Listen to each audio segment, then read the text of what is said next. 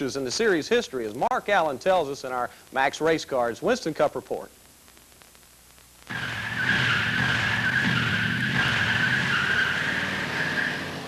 Remember how Richmond used to be a beating and banging show years ago? Well, when the track was lengthened to 3/4 of a mile in 1988, most of the fender rubbing went away.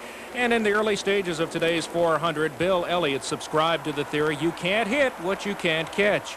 Before lap 70, the Ford pole sitter had lapped more than half the field, and the Unocal bonus money of $197,000 looked like a lock. On lap 100, Jimmy Means gave many teams a desperately needed yellow to try to figure out some way to reel in clearly awesome Bill. Back under green, more of the same for a while before outside pole sitter Davey Allison got a fender in front for 5 bonus points and then promptly dropped back into second. It even got so bad that defending race champ Dale Earnhardt, who has yet to lead a lap this year, was helpless to keep Elliott from putting him a circuit down before halfway. After green flag stops past the mid-mark, Harry Gant was in front, but it was merely a matter of time before Elliott flexed his muscle again and ran down the green Oldsmobile on lap 269. The attrition rate remained surprisingly low, although that was little comfort for Michael Waltrip, who went to the sidelines at the 2/3 mark. Then matters heated up a bit. First, Brett Bodine spun for a reasonably harmless caution. The same could not be said for Mark Martin, who got a nudge from Rick Mast and went to the garage on the hook. The problem is not with your set. In the final 55-lap dash, guess who was back in front?